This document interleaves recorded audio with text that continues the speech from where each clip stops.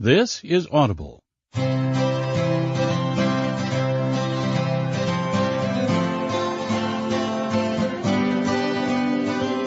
Penguin Audio presents What Happened to Goodbye by Sarah Dessen. Read by Meredith Hagner. Chapter 1. The table was sticky.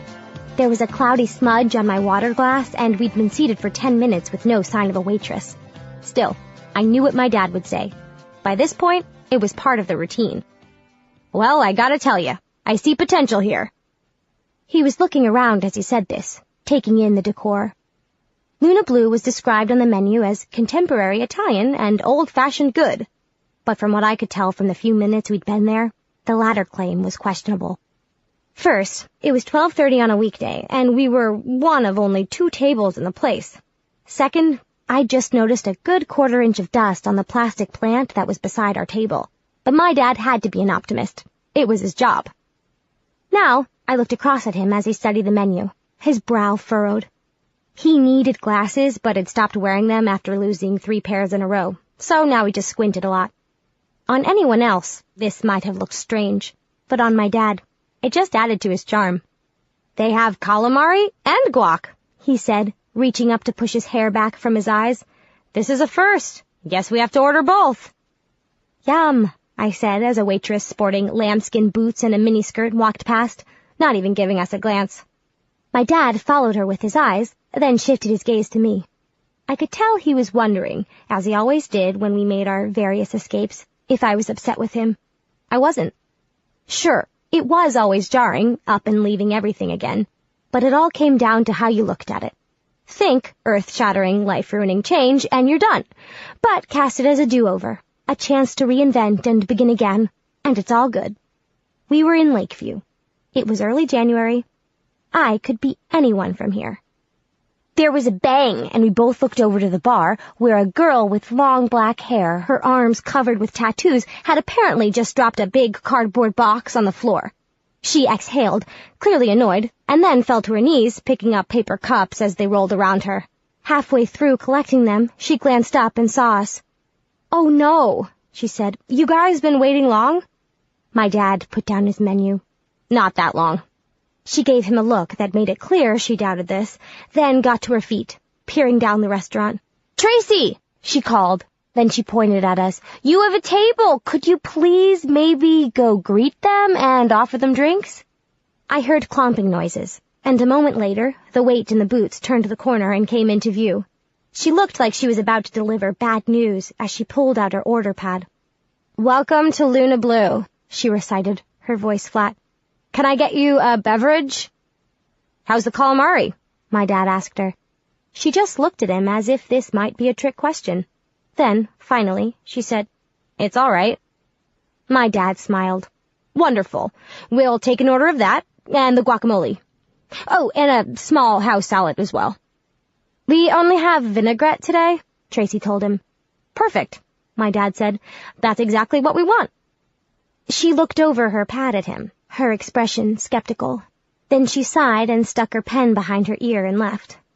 I was about to call after her, hoping for a Coke, when my dad's phone suddenly buzzed and jumped on the table, clanging against his fork and knife. He picked it up, squinted at the screen, put it down again, ignoring the message as he had all the others that had come since we'd left Westcott that morning. When he looked at me again, I made it a point to smile. "I've got a good feeling about this place," I told him. "Serious potential." He looked at me for a moment, then reached over, squeezing my shoulder. "You know what?" he said.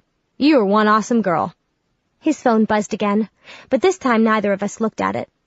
And back in Westcott, another awesome girl sat texting or calling, wondering why on earth her boyfriend, the one who was so charming but just couldn't commit, wasn't returning her calls or messages.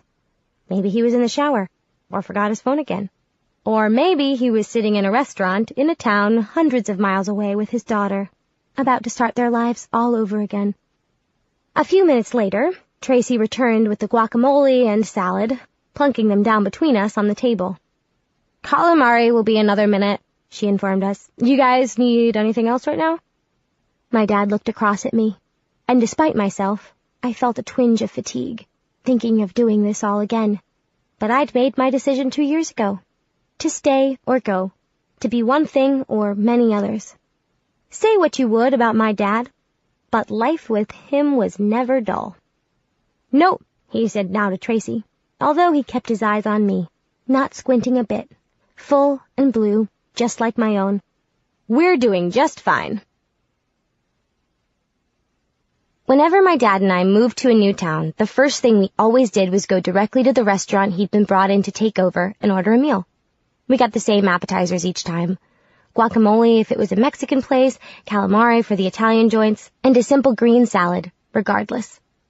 My dad believed these to be the most basic of dishes, what any place worth its salt should do and do well, and as such they provided the baseline, the jumping-off point for whatever came next. Over time, they'd also become a gauge of how long I should expect us to be in the place we'd landed. Decent guac and somewhat crisp lettuce, I knew not to get too attached.